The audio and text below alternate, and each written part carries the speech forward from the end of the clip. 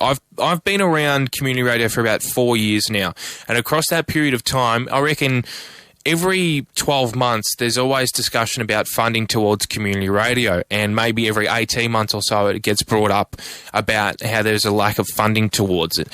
And now is a period of time where, you know, we've just had the budget released a couple of months back. We're going into an election, which is a double dissolution, is it? I think that's correct, yeah. Double dissolution election. I think that's what the correct way to put it, where both houses have to be re-elected in, regardless of whether or not you've just started as a senator at the last election or you're serving, you know, the end of your term as a upper house representative, the Senate representative sort of thing. I'm probably talking rubbish. I'm unaware of what a double dissolution actually is. I've heard of it. It's of my understanding, and I'm not 100% sure here, but I believe it is when both houses have to be re-elected into power. So as in, if you're a senator like Jackie Lambie, who's only been in for the one term, you have to recontest the election as a senator, instead of serving out another. Because senators serve 2 terms before they have to be re-elected in, whereas the lower house, which is like your local member of parliament for the federal level, federal member of parliament, they serve 1 term always. So they always serve a term of, 3 years? When did we have our last election? 2000 and... I'm trying to work it out. To be honest, I'm more caught up by the changes in Prime Minister. Look, you know what? Let's not bore everybody by talking too much politics, but to put it simply, a lot of people have to be voted into Canberra, and if you pay any particular attention to it, you think it's of some kind of importance to you, then yeah. Oh, well, and also the fact that I think in the polls it's around about 50-50. Yeah. There's not really a leading party per se. No. It used to be the coalition by quite a bit. Yeah. And now with some of the cuts to the economy, the Labor Party are starting to go back up again in the polls. Yeah, I feel like it's fairly evenly matched as far as the polls, but if you have a look at who's the preferred Prime Minister, Turnbull's still leading. Although, if you have a look at the percentage compared to 6 months ago, when Turnbull was fairly fresh in as Prime Minister, taking over from Tony Abbott, he's decreased by a hell of a lot, and Bill Shorten's increased popularity-wise. So I think we're in for a fairly interesting result come election time. It's under a month away. Yeah. 2nd of July. Mm-hmm. So that's going to be a big day. Yeah, I mean, I'm not sure what your opinion is on this, but I'm very against the idea of having a plebiscite for same-sex marriage. I'm not sure what your view is on that, but it will, in of itself, that will cost $100 million, in excess of $100 million, and the vote is already out there. America have already legalized same-sex marriage, which was historic.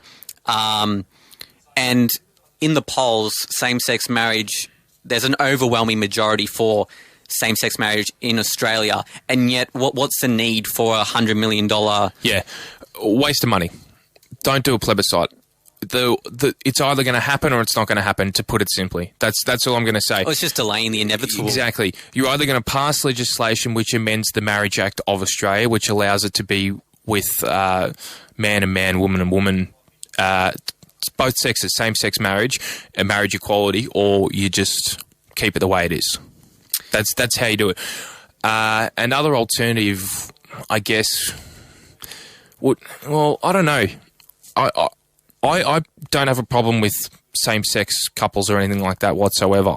It's more with elder people, I think. Yeah, that's a generalization, I know, but in general, like young people, there's not such a big deal about it. I don't know. It's just a policy. Just not from a moral standpoint, just from an economy standpoint. What's the point of paying $100 million when the vote's already out there? That's probably a policy which could govern the voters' decision. Yeah, I think because have the ALP said that if they voted in, they'll pass the legislation, or... I think so. Yeah, they definitely wouldn't do a plebiscite, I would think. No. Look... They're a bit more progressive then.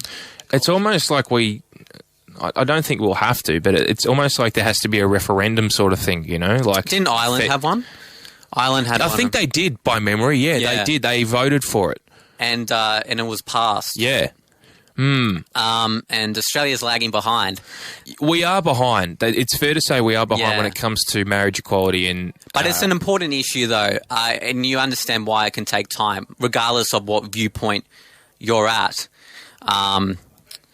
So, yeah, it's a difficult one. Yeah, it is. There's a lot of difficult things that I guess need to be addressed come the election. Like, we still don't know, don't have a clear-cut decision about what's happening with that east-west link in Victoria. Like, have you heard anything about that lately? I haven't. With, like, Daniel Andrews. Yeah, like he said he had scrapped it, but all of a sudden there's talks about it coming back again, or a modified version of it. Like, Yeah. I'm not too sure about that, but it's just it's all happening. You know? It's hectic times. Well, it's a month away, less than a month away, the election. It's under. So, and I think recently they've been doing some, how do you call it, speech forums with Malcolm Turnbull, and I haven't actually watched any of them. No, nor have I, no. So who's been going well? Like, have you heard? Or I don't know. I think they're still to actually have a proper one. Because I remember...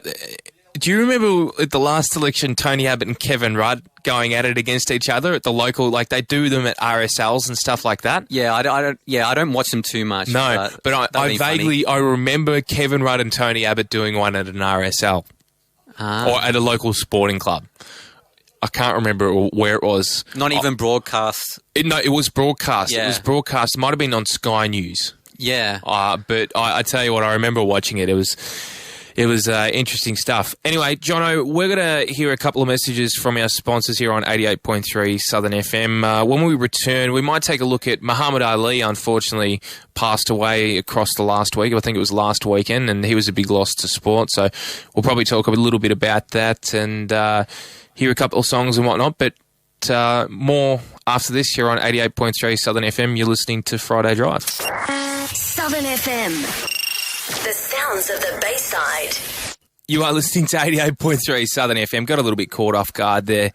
Jonathan Pertile is joining me this afternoon. Sorry about that, Jono. Nah, Carl, it's fine. You're all good? Yep. Yeah, anyway. Mate, beforehand we were having a little bit of a discussion about politics because the election is fresh in everybody's minds at the moment. It's happening shortly to see who will be the next Prime Minister of Australia or whether or not the current Prime Minister will actually serve a full term. That is, unless there is another leadership challenge, which tends to be a common trend, doesn't it? If you have a look at the past 6 years. Oh, yeah, definitely. And even in America, I mean, they're changing as well. I mean, Hillary Clinton is the Democrat nomination. Yep. And she's in the Democratic Party, right? I believe so, yeah. Yeah, and Trump's and Republican. Donald Trump, is he the prime candidate now? Yep. Yeah, because... See, that's incredible. I mean, like in Australia, if you had like a business person trying to campaign for a prime minister position, well, they have a president, it's different. But it's just like...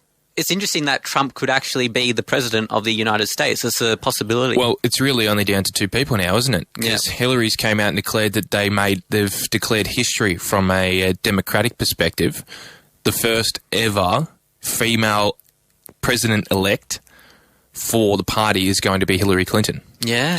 I believe she declared that within the last 48 hours. So there's never been a female president in America? No. Interesting. Yeah, it's like when we had Julia Gillard come in as Prime Minister of Australia. We'd never had a female Prime Minister before in our history. Yeah, and it's interesting how we also have a Minister for Women as well, just exclusive for... Yeah, was that brought in? I think that might have been brought in during her term. Really? Yeah. Oh, I thought it was... As the official role of Minister for Women. Oh, I thought it was relatively new in terms of, like Turnbull announced... I could have been, sorry. I could be wrong. Oh, okay. It might have been, yeah, because I was thinking from the perspective female Prime Minister, it makes sense to have a Minister for Women. Oh, no, like someone actually representing women in Australia. Sure. Yeah, it might have been because there was a lot of discussion surrounding Turnbull's cabinet and ministry that there was not many female members. Same with Abbott when he was in power as Prime Minister. Cabinet. So I guess it's about equality, representing equality not just in public but in actual jobs. Yeah. Like... Yeah, I guess something we should have also stated at the start of the program was that we both studied Year 12 politics, so and it is an interest of ours. So that's probably why we're a little bit we know a bit about politics. I'm sure your listeners do as well. Oh, of course, yeah. No, I certainly don't doubt them. They will know a lot about politics. They hear about it every day. Yeah. That's for sure. We can't go a day without politicians and politics, can we? No. It's interesting though. What do they call it? Political apathy, I think. Yeah. Where you're not really in tune with the political news. I mean, that was me before high school. I had really no interest in it. But now some of the policies I can relate to. Yeah, I guess as you sort of get out of high school and move into, student life, like as in a higher education student life, or you become independent outside of high school life, you become an adult, to put it simply. You realise a lot more. You see things differently to how you do as a high school student and a young adult. And, especially from a political sense. You see, you can actually sort of understand what politicians are talking about more so than, taking a bit of a backseat and being like, yeah, whatever. Yeah, so from a common, observer's perspective, you might think, politicians, all they do is that they just jab at each other, in terms of, verbal onslaughts, and there's a lot of that. But it's good to understand just, the policies surrounding Australia and when they could potentially be implemented. I mean, because there's some huge policies that could be implemented, as we discussed before. But yeah, I believe you wanted to talk about Muhammad Ali. Yes, yeah, I did. Because it was such a shame, wasn't it, that he passed away? Yeah, I mean, I wasn't shocked because he's been dealing with Parkinson's disease for however many years, could be in excess of 20 years. So they've done really well to take care of him, and he's fought on just as he did in his boxing career. Yeah. This was his biggest fight. Forget about his boxing career. Parkinson's disease is a horrible disease to have in so many aspects, because Muhammad Ali was he was so good around people, and just his voice, even if you didn't like him for his boxing talk about talent. his voice. I mean, you just need to hear this. I'm going to float like a butterfly and sting like a bee. Your hands can't hit what your eyes can't see. Pretty much. Two great names, by the way. Cassius Clay and Muhammad Ali. I mean, I haven't heard names quite like them in my life, and up until very I heard about rhythmic. And imagine a presenter presenting, Cassius Clay or Muhammad Ali. It just rhymes well, and his boxing off talent. the tip of your tongue, Muhammad Ali, that easy to say. Oh yeah, and if you did my name, Jonathan Pertile? Here's Jonathan. It doesn't sound right. Karl Bianco. He's not as good as Muhammad Ali. Yeah, he was the greatest. He was. I mean, that's. I'm going to be a bit of a spoiler person here. I'm quite objective sometimes. Right. So I'm a fan of combat sports. Yeah. So I'd say Floyd Mayweather Jr. could have a handle on that. Granted, he wasn't in the heavyweight division, right? But he has no losses in his professional career. Okay. Yeah, no. Again, I've heard this discussion because in my other job, I won't mention what it is, but I do work in an environment which is sports orientated, sports journalism orientated, and there was a lot of discussion when Muhammad Ali was brought up about him not actually being the greatest when you look at records, but because he did take a punch, Muhammad Ali, whereas Floyd Mayweather Jr., I'm sure he's taken punches, but to the extent that Muhammad Ali did, don't know. We can't really compare because the modern day compared to Muhammad Ali's day when he was at his prime, condition-wise, strength-wise, all that kind of stuff is probably different to today. So I'm certainly not downgrading Floyd Mayweather Jr. I reckon fantastic achievement. But on a win-loss record. Oh no! If you're talking about you're exactly right. If you're talking about someone who innovated the game of boxing, look no further than Muhammad Ali. Yeah. I mean, the Rumble in the Jungle match he had against George Foreman, where George Foreman, if you look at him on YouTube, you can find this on YouTube easily. Foreman versus Muhammad Ali. I'm sure many of the listeners have watched it. He versed a taller opponent, and stronger opponent, by the way. He knocked out Joe Frazier, I think, who Muhammad Ali had a 2-1 record against. Yep. And everyone was like, how is Muhammad Ali going to beat this strong, big guy? And that's another difference between Floyd Mayweather. Floyd Mayweather competes at a lighter weight division, whereas Muhammad Ali competed at heavyweight and could move amazingly well for a man of his size. And he just did what everyone knows now as the rope-a-dope. So as George Foreman was punching, he would just stand back, lean back on the ropes, and so a lot of his power would be taken away. Easier said than done, and that's why a lot of people were impressed. And not only that, Muhammad Ali actually knocked out George Foreman when George Foreman was getting all these KOs. I mean, he's won an Olympic gold medal, something that Floyd Mayweather doesn't have. He has a bronze. So I think you can compare them. It's hard to compare them, like you said. And not just because of their fighting styles, but because of science and the way nutrition has evolved. Yep. And how athletes can, get up for a fight more easily now with, just the science is just a whole lot better. Yeah, true. Yep. And with powders, energy drinks, all that. But yeah, it's an interesting discussion. He turned himself as he was definitely the greatest of his era. Yeah, I think that's true. undisputed. And there's some other great combat athletes as well.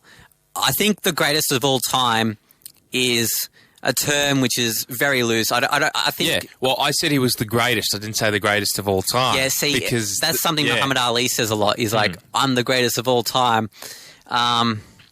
It's hard to compare. It's hard to compare, but I think it's good to have that mentality, because if you have that mentality, I mean, at the end of the day, he's a competitor like other fighters. I mean, he's not the only one who says he's the greatest of all time. Of course, yeah. Conor McGregor, yep, the UFC fighter. I mean, he has those Muhammad Ali traits. Where I reckon Mr. T said the same thing in, what was it, Rocky 3 or 4? Rocky, yeah. I'm the greatest. Nobody gonna get near me, fool. Rocky Balboa beat him, didn't he? Yeah, in the end. The last movie, he didn't win. Yeah, well, I'm pretty sure in the Rocky Balboa series, he defeated Apollo Creed, and then Rocky came out. He trained hard and got knocked out the first time, then came out and beat him the second time. They're great movies. Oh, I say no more. Yeah, and the Drago one with was he Russian or something? Yeah, the Russian, yeah. And I think it was deliberately built in with like steroids, and I could be wrong. Yeah, they looked fairly pumped for the movie. That's fair. No, not as in he was pumped in preparation for the movie, as in like the movie actually displayed him cheating. But like I haven't watched it for a while. Yeah, it's been a while. But that's a classic. There's a YouTube video of Muhammad Ali. I think Rocky Balboa presents Muhammad Ali with an award. He's won a lot in his career, but and they just shake each other's hand and they're just kind of like squaring off. And that's a great movie, and that's something that boxing has, which the UFC doesn't. I mean, the UFC is mixed martial arts, but they have the story of Muhammad Ali and the way he just not only innovated the game, but innovated the whole world. He was just an inspiration to so many people. Definitely. Jono, it's 22 minutes to 5 here on 88.3 Southern FM. We might hear some music for a change this afternoon. Been talking a lot this afternoon, but that's good. I enjoy having a conversation, in particular when I've got somebody in that can actually engage in a good conversation. So Jonathan Pertile is my guest here on 88.3 Southern FM for Friday Drive this afternoon. You're listening to 88.3 Southern FM. You are listening to 88.3 Southern FM. It is Friday Drive, 15 minutes to 5 o'clock, 4:45, otherwise known as, and we'll hear from the Southern FM newsroom shortly. Anyway, I'm still joined by Jonathan Pertile. Jono, beforehand we were discussing Muhammad Ali and how he was the greatest, or if he wasn't the greatest, or, you can, I guess, agree to disagree on it. But let's turn our attention now to AFL. Sure. A lot happening in the AFL. There is. Massive year. I know you're a Tigers supporter. Oh, look, let's not go there. Well, let's do go there because, they're a team which they expected to make finals, I think, top 8. Yep. Not unlike any other team. Yeah. But the list that they have is poor. Do you think? 100%. I'm sorry, and they've been given time to rejuvenate it, right? They've had, 2 or 3 drafts and rookie drafts and whatever to rejuvenate their list and actually get some quality players that can come into the side. They even had a chance to get Treloar, and he ended up going to Collingwood. Mm-hmm. And, we've spoken about that before. But Richmond have done nothing to their list. Yeah, I mean, they've tried to get some young players in, like Corey Ellis, a good left-footer player. Who else is that guy? Rioli. And Menadue. Menadue's been a bit inconsistent, sorry. Yeah, no, true. There's a lot of great new additions to the team. The young people, I exclude Alice, Menadue and Rioli. I think they were good pickups. So who do you think is underperforming? What's happening? Taylor Hunt. Jacob Townsend we got from GWS hasn't really had the impact, I reckon, that Richmond were hoping. Who else can I put into that list? I'm thinking off the top of my head. Ty Vickery.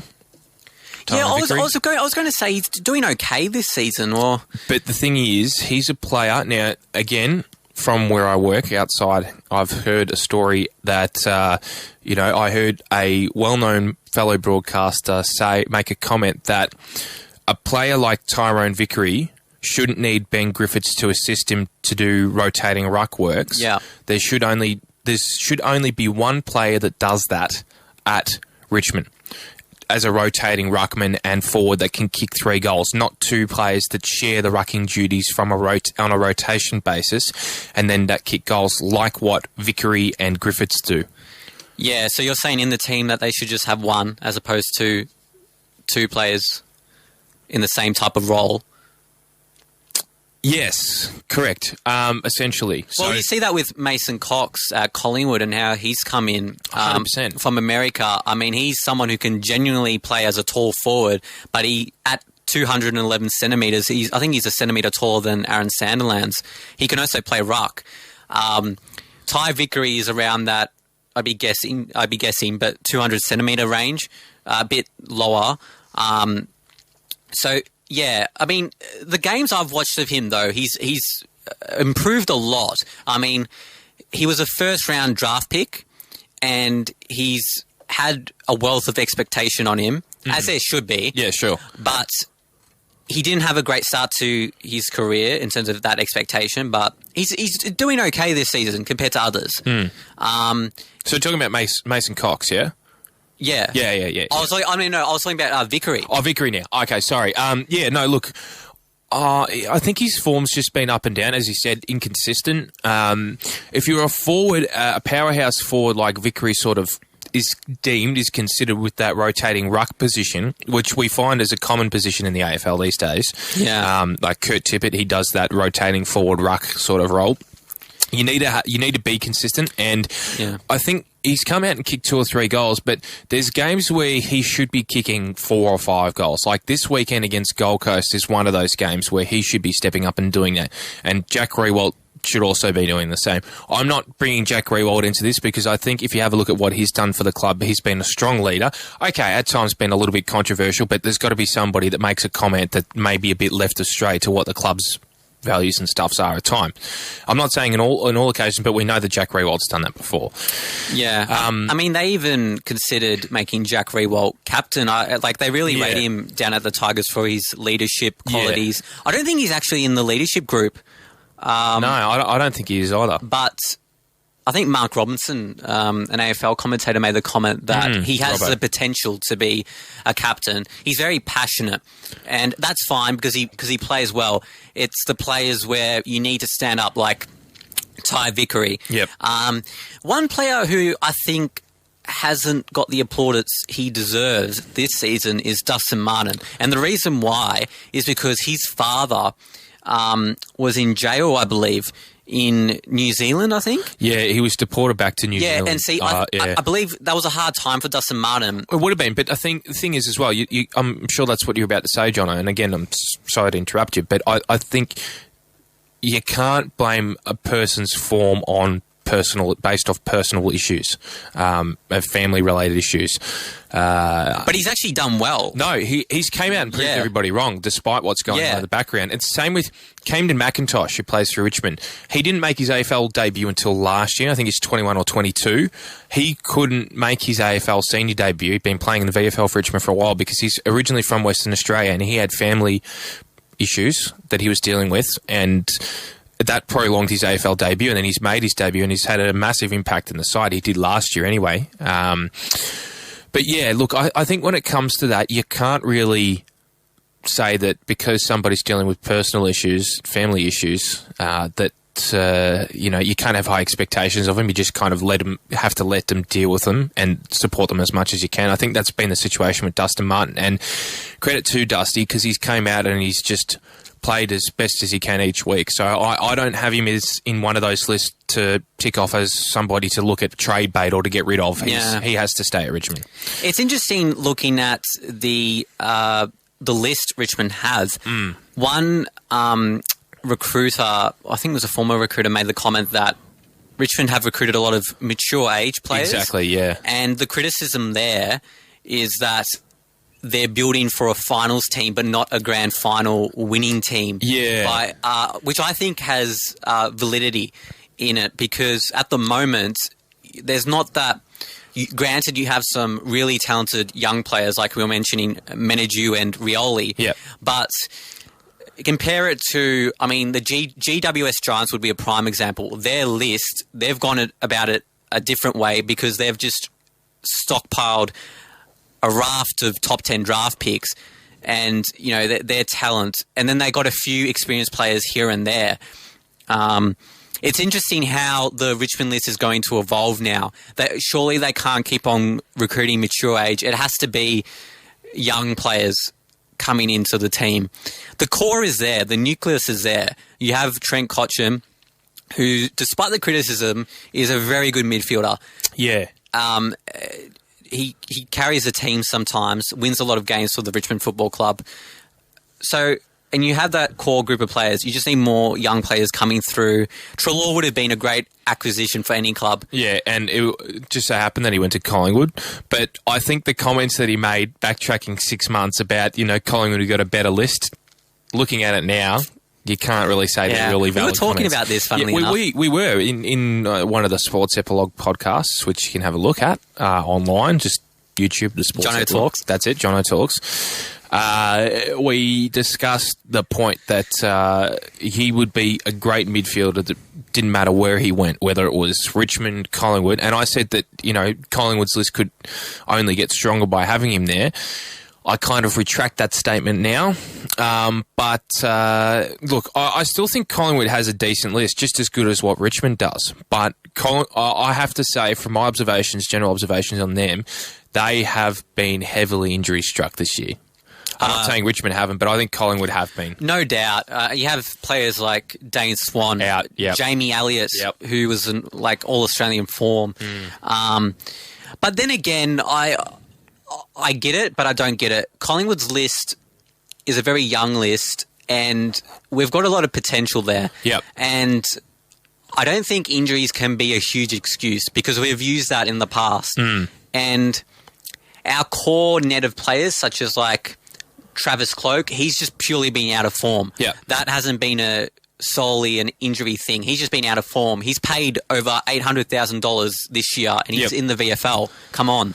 You expect someone like that to stand up. Yeah, I think, there's something not quite right behind the scenes at the club at Collingwood, and it's a shame because you would be hopeful that Collingwood would be a competitive side. I'm not saying they're not competitive, but they're certainly not performing up to the level that they're expected to perform. No, you look at Richmond and Collingwood together, they're the type of lists that you'd expect to really be challenging for the finals. But over 70,000 members in both clubs, like dedicated members, and you look at the crowds for some of the games this year, because of the dull performances they've had put on display earlier in the year, it's shocking. It's disgraceful. I can understand the pressure's on. There's a high expectation of both clubs because of the past few years. In particular, Richmond, might I add, because Richmond have made 3 consecutive final series and bowed out in the round one of each finals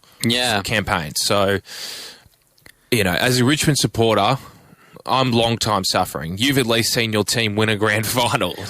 I've also seen our team lose a grand final, and let me tell you, that's not a pleasant experience itself. It's a great, but you haven't seen Richmond play in a grand final. I mean, that's a different thing altogether.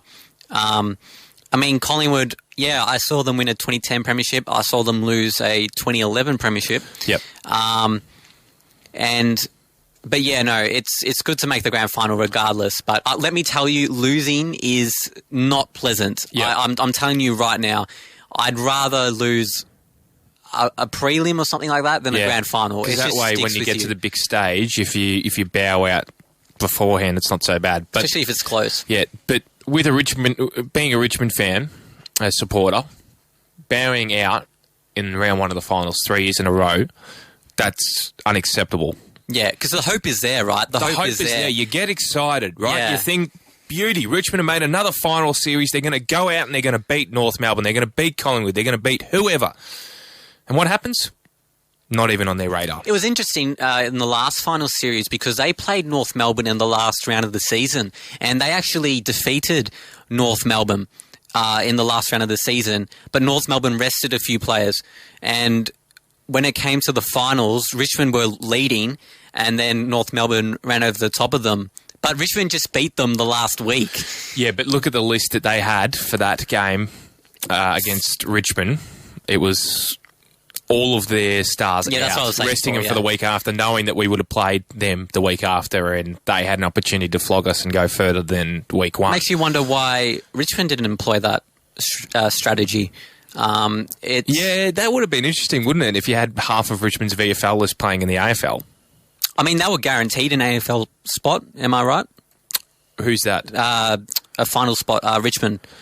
If they weren't, then I can see... Either way, they would have made finals if they won or lost. Yeah. They would have made finals, and I think they might have played the Bulldogs or Adelaide last year if they hadn't have got North Melbourne. Yeah. Yeah, because Richmond finished 5th, therefore they played North Melbourne. Yeah, anyway. So is that 3 times in a row or 2 times? 3 times in a row that they've bowed out in the first round? Yeah, in 2014 they played Port Adelaide over at the elimination final over there, and then the year before it was against Carlton, who were in the finals by default because Essendon were taken out by the Saga. Oh, wow. I can't imagine Carlton being in the finals this year. I mean, they've improved a lot, but you look at, Well, anything can happen, Jono. We've got to head to the Southern FM newsroom because we've got to see what's going on the latest around the nation and internationally. So when we come back, we'll have a little bit of a look more so at some other AFL clubs. You'll stick around for another half hour or so? Yeah, absolutely, Carl. Beautiful stuff. Jonathan Pertile in the studio this afternoon here on 88.3 Southern FM. Back to footy, Jono. Great to have you on board again in this next hour. Great to be here, Carl. It's all good. We've chatted about a lot of things. We spoke politics, we spoke sport and Muhammad Ali and who we think is the greatest. And we also had a chat about AFL there, but we had to get the latest from the newsroom. So let's backtrack a little bit. Before the news, we were talking about that forward ruck rotation role. What else is going on in the AFL that's been a particular interest to you lately? Well, it's just like what we were talking about before, like the forms of teams which one would expect to make the finals. Like we were just talking about Collingwood before. Yep. Collingwood, some tipsters had them to finish in the top 8. I think the majority of tipsters, because we had a really good NAB Cup series, and that turned out to be an illusion because we beat teams like Geelong in the NAB Cup. Yep. We beat the Bulldogs in the NAB Cup. We've also beat another, and those 2 teams are gunning for it at the moment. They're premiership contenders. Yep. So it's just interesting. I mean, the game's changed. You have 18 teams now. It's an 18-team competition. It's a lot harder. The demands are higher, as we were talking about before. So, yeah, it's just interesting, like, these teams you expected to make finals are just not doing so well. No, I agree 100%. I think if you have a look at the records from the NAB Challenge earlier in the year, you had Collingwood and Fremantle at the top of the ladder. That's another one, Fremantle. Yeah. Fremantle's form has been outrageous. They've won 1 game out of their last 11, and that 1 game came against a heavily depleted Essendon side, rather. I was going to say Fremantle, but I'm talking about Fremantle. And that was a shock. I thought Essendon would have actually won that game, considering Freo's form, but it was over there, so... Yeah, I mean, Fremantle... I was talking to someone on my podcast, Joshua Galbraith, about it. He's an AFL employee. He does, like, the ball steward stuff. Yeah, sure, yeah. He went to school with us as well, but we were just talking about... He reckons that Fremantle have overperformed in their prime, like, era when they had Luke McFarlane, that kind of thing, whereas with Pav's getting a bit older now, Matthew Pavlich, that is. And it's just...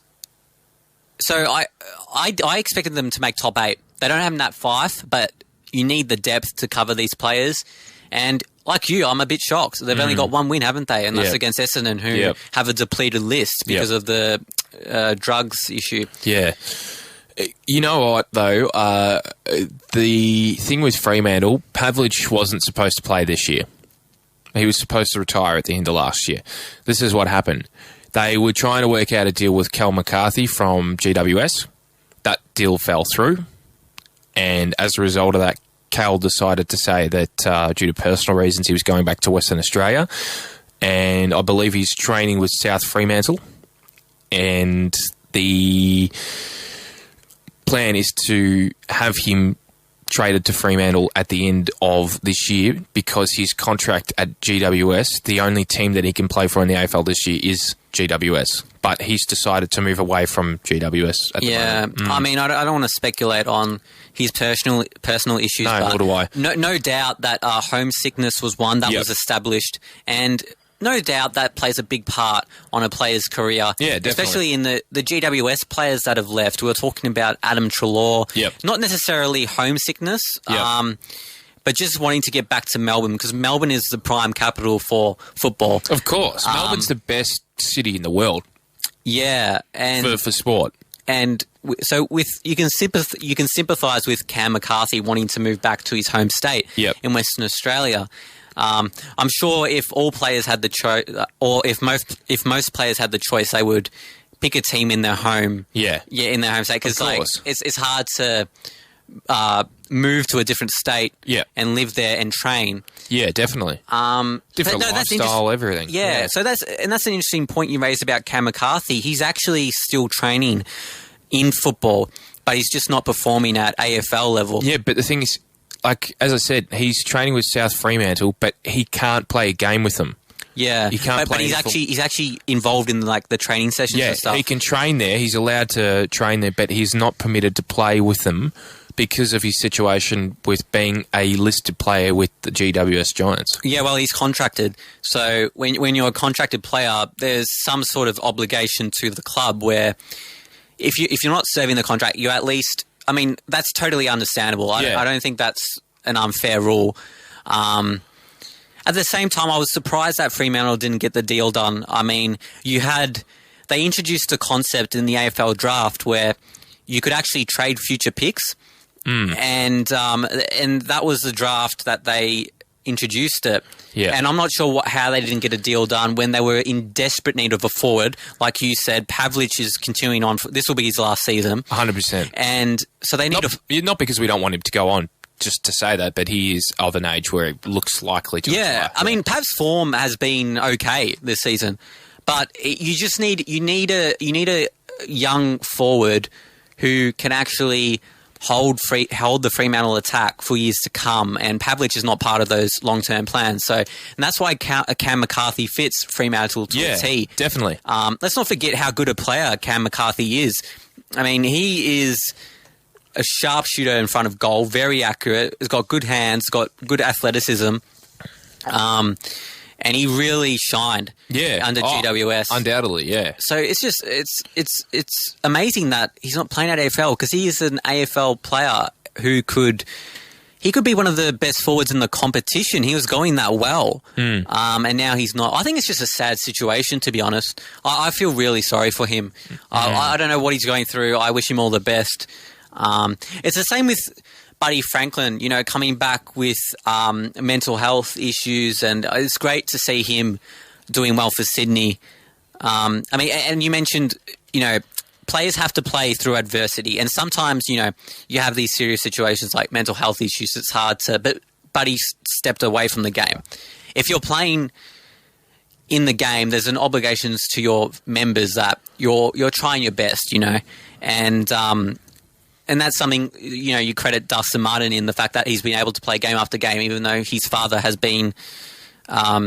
had some imprisonment issues, I believe. I'm just speculating here, but yeah, look, there are some personal issues, that's for sure, and that was one of the reasons why he decided to move back home and is training with South Fremantle rather than playing with GWS this year. But it happens, and if you happen to be dealing with some personal issues at the moment and you need somebody to talk to, there are people out there that are happy to talk to you. Lifeline Australia are a fantastic service that do help people out there, and you can phone them on 131114. And also out there is Beyond Blue, who certainly do help men out there as well when it comes to some personal issues. You can phone them on 1300 224636 or email and partake in a live web chat service, which is available at beyondblue.org.au/get support. But let's not talk about some of the unfortunate things in the world, Jono. Let's move our attention back to some more AFL news. That's unfortunate for Cal McCarthy, but I'm sure we'll see him bigger and stronger in the AFL at an AFL club next year. Some of the teams that have surprised you, well, we just mentioned GWS. They're up towards the top 4 end of the ladder this year. I think that's come at a bit of a surprise. Yeah, I think just not their progression. I mean, their progression, you could kind of foretell that. I mean, with the talented list that they've got, you could tell that they would climb up the ladder. But to climb up the ladder to the extent that they have, I believe they're in their 4th, 5th on the ladder or something. So, I mean, that right there. I mean, some people are saying that they're premiership contenders, and whether they are or not, whether they have the experience, is questionable. But they're a formidable opponent for anyone. And if you can compete with all the teams in the AFL, then that's all you can ask for in the modern day era, because it's so close nowadays. We have a salary cap. Compared to something like soccer, I mean, the cap there is quite free flowing. You have teams like Manchester United just they purchased a player recently for, I don't know, over 20 million, right? And in Australia, the cap for a team would be less than 20 million. Yeah. Whereas Manchester United got this one player for 20 million. It's crazy, isn't it? It is. At the end of the day, of course, soccer is a global sport in comparison to Aussie rules. But I was just talking about the English Premier League. Yep. And it's sometimes just, I don't know about you, but it sometimes fascinates me sometimes how players can be on the bench in a soccer game and they're paid weekly wages of like £50,000 per week or something. It's absolutely phenomenal, the amount of money they make. Whereas AFL, by comparison, is it's quite a brutal game. I've played, but I'm sure you've played both as well, Karl. Course, yeah, soccer and football. Not at a elite level or professional level. No, just amateur. Yeah, of course. Yeah. You notice the subtle differences. Like I don't know if you're of the same opinion, but the AFL is a tougher game. Oh, 100%. The football, rather. I never played AFL. Yeah. Yeah, of course not. Yeah. Well, by that we mean obviously amateur AFL football. Like local. I wish I played AFL though. As do I. I'd love to be a full forward for the Richmond Football Club, but that'll never happen. Do you know something? I've never met him, but my like 3rd, 4th cousin or something is Tom Liberatore from the Western Bulldogs. There you go. Yeah. Just take that as... I've never met him before. Yeah. But, he's a good player. I mean, I just keep tabs on him and... Yeah. He goes okay. I know a friend of mine, Graham Arthur, who's like a Hawthorn Premiership captain. There's a lot of people out there, isn't it? There is. It's a small world. You won't even realise you're related to an AFL footballer. The next thing you know, hey, You're my cousin. Do you know anyone from your family that's played at an elite level? I didn't plan to bring that up, but it just popped up in my mind. I know. Come to think of it, I can't actually think of... I can't think of a relative that's played AFL or VFL. Yeah, we did. We went to De La Salle College, of course, and Braden Maynard in our year level has done really well. Of course, yeah. He's playing for the Collingwood Football Club. Yeah, good on him. Yeah, as a matter of fact, this is funny. On the train station, his brother was actually right next to Corey, because I think he plays in the NBL. Yep. I was on the train station with him just like a couple of hours ago. Yeah, when I was coming down. Yeah, it's quite ironic. Yeah. So, small world. Oh, look, it is. Yeah, I think Corey, last I checked, he might be playing for Townsville these days. He was playing for the Cairns Taipans for a little while. And then I think he was recently traded to Townsville. Anyway, we'll find out. We'll let people know. It's 24 minutes past 5 here on 88.3 Southern FM. Jono, we'll be back to talk a bit of EPL. Sure. Southern FM 88.3. You are listening to 88.3 Southern FM. It's 28 minutes past 5. Karl Bianco is my name, and it's Friday Drive. Jonathan Pertile still joins me. Great to have you on board this week, Jono. Carl, no problem. Now, we wrapped up our chat about AFL before. Actually, before I go on, I have to mention the match of the day in the Southern Football Netball League, something I stupidly forgot to mention, which I should have done back then, but I'll do it just quickly now. Now, the Doveton Eagles are taking on Lindale. It's Division 3 football live on Southern FM tomorrow afternoon from 2 p.m. Hammers in the Wiz Doherty, and a new addition to the team, Brad Sinclair, will be on board to call all the action tomorrow afternoon from 2 p.m. So no Johnny Tack this week. He's busy travelling the nation as he does, and he'll be back the week after that. But that'll be good fun, that's for sure. And so that'll be the match of the day coming up tomorrow afternoon from 2 p.m. Anyway, Jono, moving on to some EPL action, and, there's a lot happening, isn't there? Yeah, so I think the transfer window has opened. Is that right? So I know Manchester United are looking at potentially getting Zlatan Ibrahimovic. Yeah, I've heard that. Who's a huge player. Yep. He's played in so many leagues. Italy, Spain as well, Barcelona. So he would be an interesting acquisition for Manchester United. It would be a free transfer because he's not actually with Paris Saint-Germain anymore. So he doesn't have a contract there. So it's interesting whether I'm a Manchester United supporter. It's interesting whether we actually need him though, because Marcus Rashford has done very well. I mean, he played against Australia as a matter of fact and scored. Yep, sure. But yeah, there's a lot happening at the moment. A lot of transfers. That's for sure.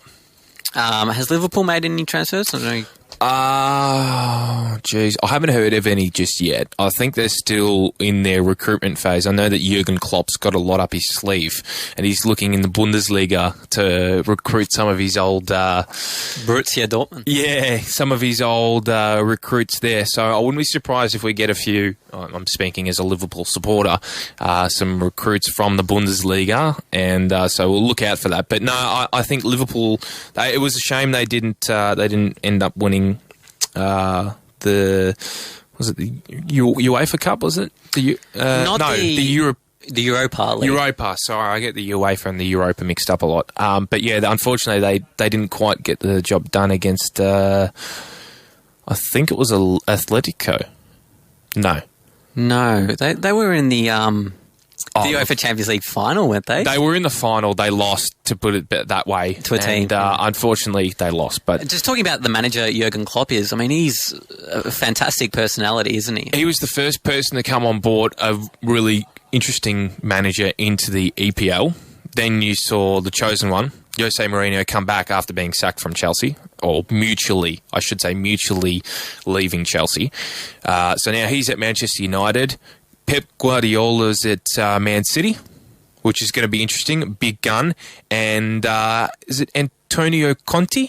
Is that how you say his name? Yeah. I think it is. He's Chelsea manager. The new Chelsea manager. Yeah. And that's going to be interesting as well, because he's also one of the Italian managers. It's interesting how soccer works like that. I mean, they're quick to make changes. In the AFL, they're also quick to make changes, but not to the extent of, swapping coaches drastically. Well, I don't know about that, because you have a look at the EPL and it's becoming a bit of a trend where managers get the can, just like how AFL coaches get moved on. No, I don't know. I reckon it happens more in the EPL. More pressure, more turnover, but players as well. Isn't that what I said? Did you? That's what... Look, you might have said AFL. I don't know. I don't know. Either way, in professional sporting environments, they are high-pressure environments. Unless you're winning every game of the season, and you are the greatest. But... in high-pressure sporting environments, it can be hard for a manager or a coach, and at times they do struggle. And we certainly see some coaches in the firing line in the AFL at the moment. Damien Hardwick being one at Richmond, Ross Lyon at Fremantle, despite signing a new deal till 2020. Who else is there at the moment? Justin Lepage at Brisbane, despite having a contract till the end of next year as well. Well, just with the first two you mentioned, like with Ross Lyon, I mean, there's a team which are accustomed to the idea of success, right? Because they've made the finals for quite a few times now, and they made the grand final. And when you're accustomed to the idea of success, it's very hard to let it go. So with Manchester United, they had Sir Alex Ferguson, but now, they sacked Louis van Gaal, and he won the FA Cup, and he sacked. I mean, my objective opinion was that was a little bit harsh, but most Manchester United supporters would probably disagree with me. But that's just like, it's a polar opposite. They have some similarities and they also have some differences. But at the end of the day, they're both elite sporting codes. Definitely. And the expectation comes. Yeah, look, 100% agree with you on that. Now, we're going to have to go to a song and have to say goodbye to you, unfortunately, shortly, Jono. But we'll have to get you again in the studio to have a chat about things, maybe in a few weeks' time, and touch base on what's happened. Maybe there'll be a few more big EPL signings and possibly even a sacking in the AFL. Who knows, coaching-wise. Yeah, thanks, Karl. I just want to say thank you very much for having me on the show. You've helped me a lot with my Jono Talks podcast as well at Sim Media, so it was a pleasure to come on. I really enjoyed it. Mate, it was great to have you on board, and we'll certainly look forward to having you in again soon. Tip for the EPL next season? Have you thought of it? No, I haven't. I wouldn't tip Leicester City. No. I'd tip maybe Manchester City. Manchester City? Yeah. I reckon Arsenal. Yeah, they're always up there. If they get Vardy, they're going to have a party, and Arsenal are going to go bananas. There you go. That's my call. There's Karl's prediction. It is Friday Drive.